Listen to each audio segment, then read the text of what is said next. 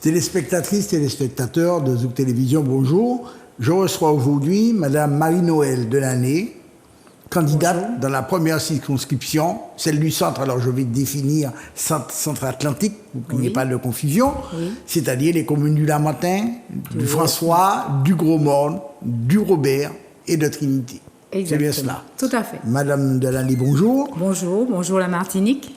Alors, je vais vous demander dans un premier temps de vous présenter. Vous êtes un peu un nouveau visage. Oui, tout à fait. Voilà. Eh bien, si vous pouvez vous présenter votre parcours personnel, professionnel, politique, s'il y en a un.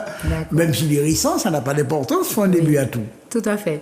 Alors, je suis Marie-Noëlle Delaney. Je suis mariée, j'ai 2 enfants. Et je suis infirmière libérale. Ça fait 23 ans que je suis infirmière. J'exerce en libéral depuis une dizaine d'années environ. Et je suis présidente d'un syndicat infirmier, de Convergence infirmière, et le 3e syndicat sur l'île. Et j'ai fait partie de l'intersyndicale de la santé. J'ai intégré l'intersyndicale de la santé au début de la crise Covid en mars 2020. Et j'ai lutté activement contre l'obligation vaccinale. Et je pense que toutes ces lois, toutes ces injustices, enfin j'ai trouvé qu'il y avait beaucoup d'injustices depuis la crise Covid. Et je pense que c'est tout ça qui a fait qu'aujourd'hui je suis là. Je n'avais pas prévu de faire de la politique. Je n'aurais jamais imaginé que je ferais de la politique. Et vous voyez, toute cette injustice et puis ma force de conviction, mon envie d'aller plus loin, mon envie que ça change. Et je dois dire que j'ai été, en tant que soignante, très blessée du silence des politiques. Donc si aujourd'hui je suis là, je pense que c'est tout ça. Voilà. Parfait. Voilà. Bon, ben écoutez... Eh bien, le silence est rompu. Oui. Et aujourd'hui, vous allez pouvoir vous exprimer. Voilà. Le plus complètement possible. Alors, ces élections législatives viennent après une séquence qui était consacrée aux élections présidentielles et qui ont donné les résultats que tout le monde a commentés. Alors, bon, de manière diverse et variée, avec une expression quelquefois très opposée, mais bon. Oui. Votre opinion. D'abord, vous avez soutenu un candidat aux élections présidentielles ? Oui. Oui. Monsieur Mélenchon. Monsieur Mélenchon. Oui. Et donc, comment vous interprétez les résultats, tant au premier tour qu'au second tour ? Pour vous, ils traduisent quoi ?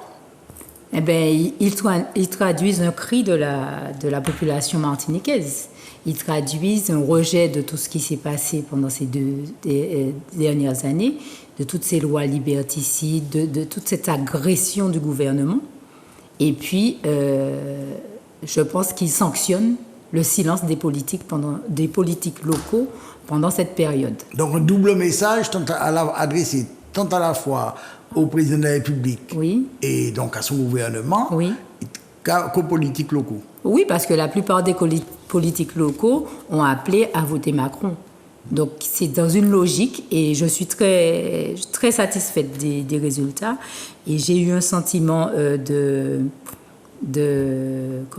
fierté de la population martiniquaise d'avoir ainsi réagi. Parce qu'on peut ne pas réagir, on peut dire bon, c'est comme ça et puis ça ne va pas changer. Non, la Martinique a dit non, stop. Après ces 2 années-là, nous n'en voulons plus. Voilà. Et si j'ai soutenu le programme de M. Mélenchon, c'est parce que, bien sûr, les élections arrivant, je me disais qu'il fallait trouver une solution, il fallait que les choses changent. Et donc, j'ai lu le programme que proposait l'avenir au commun des Insoumis. Et j'ai trouvé que c'était un programme qui était... déjà, il est construit en collaboration, il est réfléchi, il est cohérent. Et la particularité, c'est qu'il met l'humain au cœur des réflexions et des mesures prises. Et ça m'a nourri d'espoir. Et dans ça, j'ai vu ce que je voulais laisser à mes enfants. ce que je voulais laisser à ma circonscription et ce que je veux laisser à la Martinique. Et je me dis que c'est dans cette direction-là, j'ai vraiment été convaincue. En plus, le programme, il est chiffré, j'ai le sentiment que c'est fait sérieusement et tout. Donc, j'entends des gens, il y a des gens qui me disent, quand je traque, par exemple, de toute façon, il n'y a qu'à promettre et puis il y a Pékéba et tout. Je leur en veux pas, je les comprends, parce que ça a toujours été ça. On voit les politiques au moment des élections, mais pendant la période de Covid, tout est en trouillou. Et là, tout le monde tout dehors. Qu'a fait promesse. Et je suis la première à dire que d'une manière générale, les politiques font des promesses et ne vont. Mais là, le programme de l'avenir en commun, la façon dont ça a été fait, il y a un souci, il y a un désir de convaincre les gens. Un désir de convaincre les gens, d'où la cohérence. Et quand vous lisez le programme, que vous lisez le chiffrage, vous voyez tout de suite qu'il y a une cohérence et les choses s'imbriquent et ça crée un cercle vertueux qui fait que on peut espérer. Et moi, j'invite chaque Martiniquais à aller sur le programme NUPES 2022.fr, à lire le programme. En plus, il y a des chapitres, donc vous pouvez naviguer en fonction de ce que vous voulez savoir. Parce que c'est vrai qu'il y a 650 mesures qui sont restées avec la NUPES, 33 où ils ne se sont pas entendus. Donc ça fait beaucoup de mesures.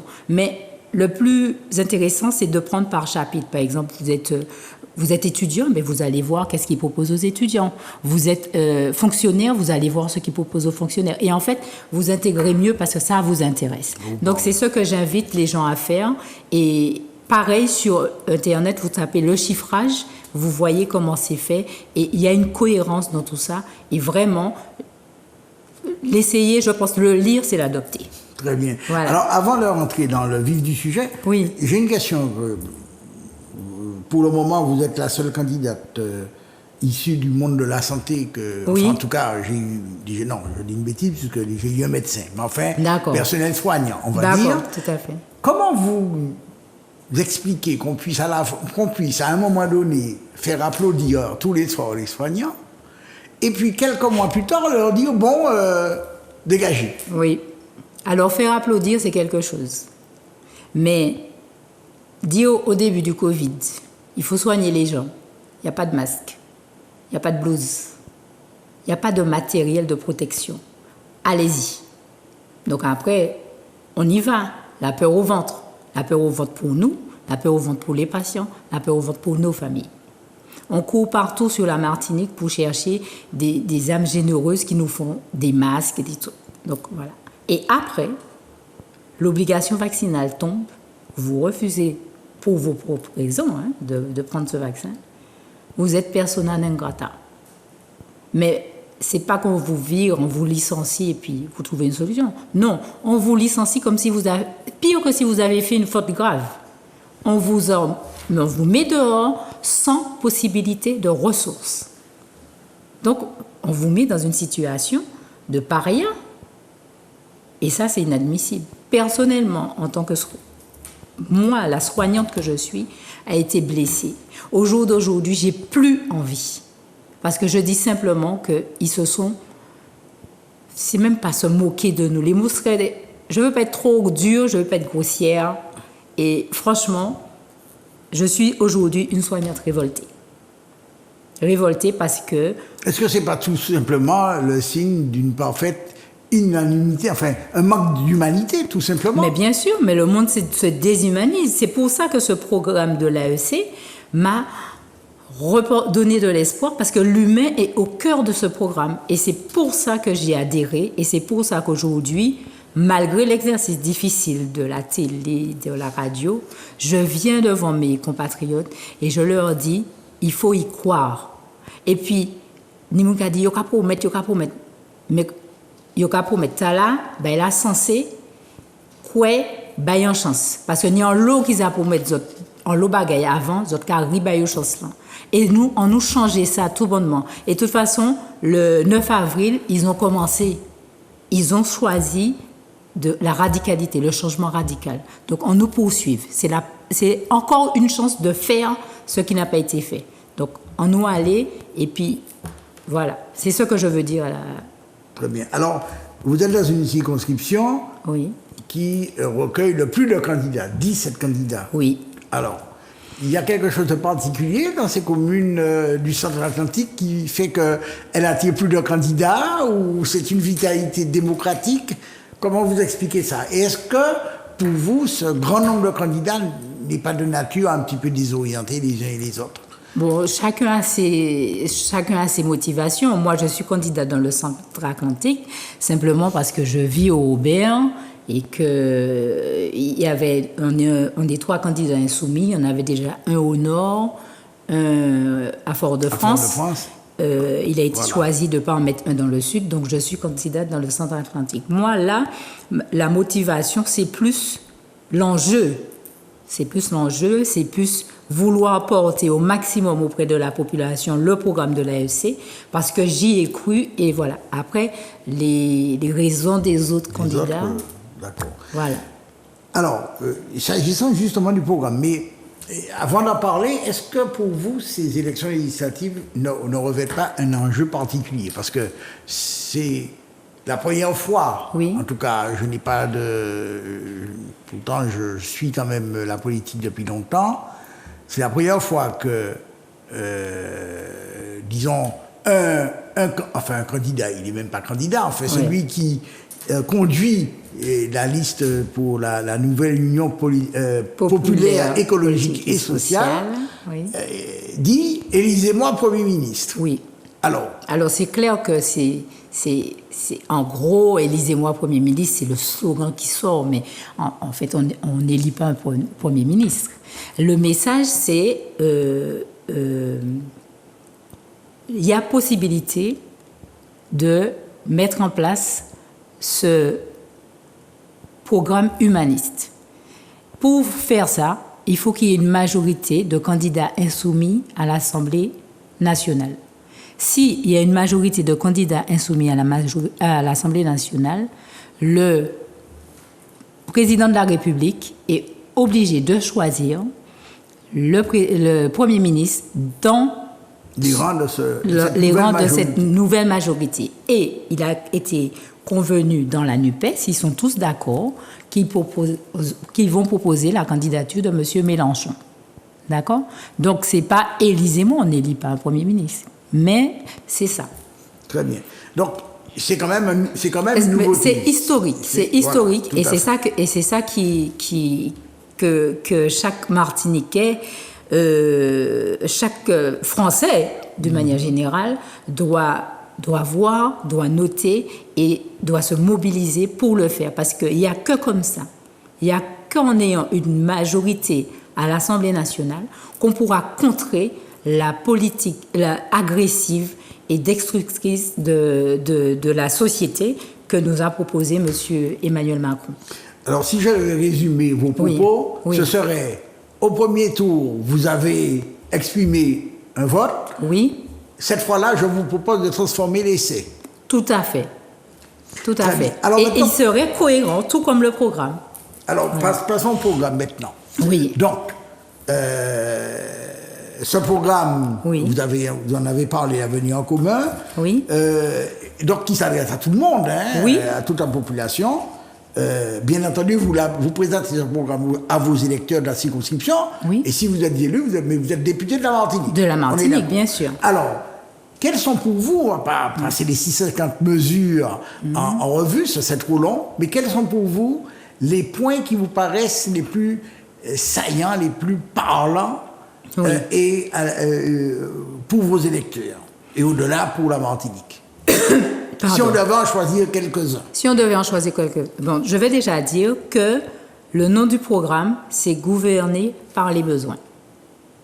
Donc, on prend les besoins et on trouve le moyen d'y répondre.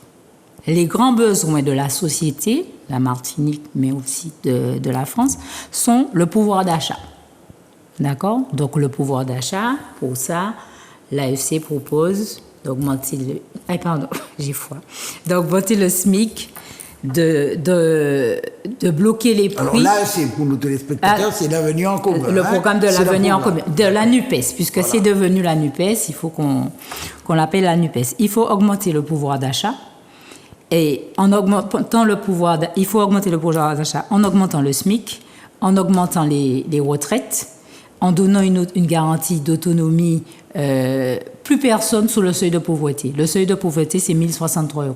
Donc 1 063 € pour le minimum vieillesse, 1 063 € pour les personnes démunies, 1 063 € minimum par mois pour les étudiants. D'accord? Mais quand on a augmenté le pouvoir d'achat, on donne plus d'argent aux gens, il ne faudrait pas qu'à côté, le transport augmente, les trucs. Donc on bloque les prix. On bloque les prix des produits de première nécessité. On bloque les prix du carburant. On bloque les prix de l'eau et de l'électricité. Les premiers kilowattheures d'électricité gratuits, les premiers kilowattheures d'eau gratuits. Les premiers mètres cubes d'eau. Les mètres cubes, pardon. Les premiers mètres cubes d'eau gratuits. D'accord? Donc, comme ça, on redonne du pouvoir d'achat et on redonne du souffle aux ménages. Le deuxième besoin, c'est les services publics. Et dans les services publics, la santé. La santé, ramener les soignants dans les hôpitaux, ramener les soignants en ville près des patients, ramener les pompiers dans les casernes. Parce que depuis cette obligation vaccinale, il y a encore plus de besoins. Après, dans le service public, il faut reconstruire les hôpitaux.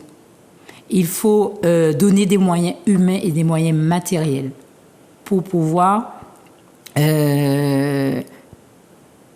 avoir un service public qui permette à chaque personne de se soigner, qu'il n'y ait pas de perte de chance, qu'il n'y ait pas de retard de diagnostic.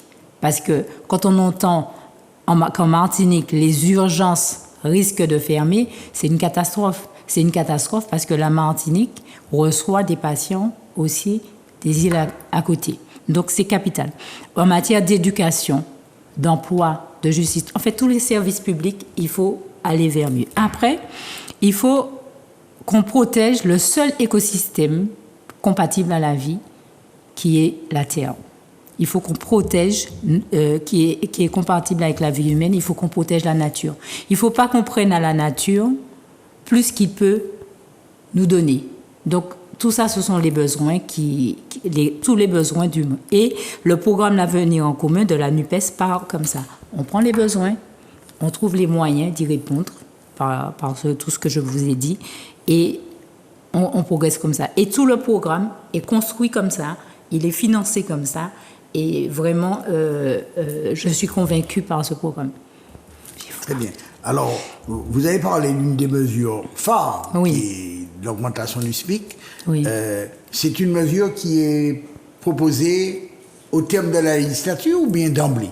C'est tout de suite? C'est tout de suite, dès que il arrive au pouvoir, si il est Premier ministre, par décret, il augmente le SMIC à 1 500 €, le minimum... Donc net. Et pour les retraites à taux plein, des gens qui ont travaillé toute leur vie, mais qui souvent ont une petite retraite, 1 500 € minimum. Pour les minimums vieillesse, 1 063 €, car plus personne ne doit être sous le seuil, en dessous du seuil de pauvreté. Voilà. Très bien. Donc, il y a une question que je ne vous poserai pas, c'est à quel groupe allez-vous vous affilier? Je crois que c'est connu déjà. Je suis candidate de France Insoumise, Union Populaire, NUPES. Voilà. Alors, il y a quand même une question que je vais vous poser, c'est qu'il y a d'autres candidats qui sont issus de mouvements politiques, qui en principe qui adhèrent à la NUPES, et qui ont signé l'accord, et qui par conséquent portent peu ou prou le même programme. Comment on fait pour distinguer les uns des autres? Écoutez, vous avez l'Union Populaire, vous avez les candidats insoumis de Martinique qui sont investis par Jean-Luc Mélenchon. Il a même fait une petite vidéo dernièrement. Absolument, je l'ai vu. Voilà. Et donc, ce sont ces trois candidats-là qui sont de l'Union Populaire. En plus, on est on a participé à la rédaction, à l'évolution, enfin, pas moi directement puisque je n'ai pas, mais Mme Karine Varas participé activement à la rédaction du programme. Donc, on est issu du groupe qui a été à l'origine de ce programme. D'autant plus que les gens qui se réclament de la NUPES, en Martinique, dans les DOM, la NUPES n'a pas été négociée. Elle a été négociée hors NUPES. La NUPES a été négociée hors DOM-TOM, pardon, je dis n'importe quoi. La NUPES a été négociée hors DOM-TOM. Et au début, à l'approche des élections législatives, beaucoup de personnes en Martinique, de candidats, se réclamaient de la NUPES. Et on a vu clairement que ce serait un problème. Il y aurait une confusion dans... Eh bien, dis donc, j'ai froid. Dans la tête de la population, des électeurs. Donc, nous avons... il y a eu une discussion avec le national et il a été décidé que les candidats en Martinique seraient investis par l'Union populaire. Voilà, la France insoumise, donc Union populaire. Et c'est le programme de l'Union populaire qui a évolué en UPES avec les accords, les derniers accords. Donc, après, on peut avoir le programme et la photocopie du programme. Après, on choisit. Si on est en démocratie, les gens choisiront. Très bien. Alors, l'émission, vous voyez, touche à sa fin. Déjà, comme vous dites. Et donc, je vais vous laisser demander de la conclure en vous adressant directement aux électeurs de la circonscription centre pour leur expliquer les raisons pour lesquelles eh bien, il y a lieu les 11 et 18 juin prochains de voter pour vous et pour votre suppléant qui est Michel Mars. Parfait. Voilà. Alors, j'invite les 17 000 personnes, on était 17 000 sur la circonscription, à voter le 9 avril pour Jean-Luc Mélenchon. Donc, je vous invite à recommencer. Et si vous avez des gens qui n'ont pas voté, ramenez-les voter pour nous faire changer en pays, pour nous faire ramener plus de justice, pour arrêter les souffrances et les inégalités. Alors, dès le 11 juin, mobilisez-vous dès le 11 juin et venez voter Marie-Noël Delaney, Michel Mars pour changer la Martinique. Une autre Martinique est encore possible. Notre circonscription peut encore évoluer. Donc, venez pour qu'on puisse changer les choses. Eh bien, écoutez, c'était le mot de la conclusion, le mot de la fin. Je vous en remercie, Madame Delaney. Et merci aux auditeurs. Que les téléspectatrices et téléspectateurs de Zouk Télévision vous auront écouté avec attention. Eh bien, je l'espère aussi. Merci.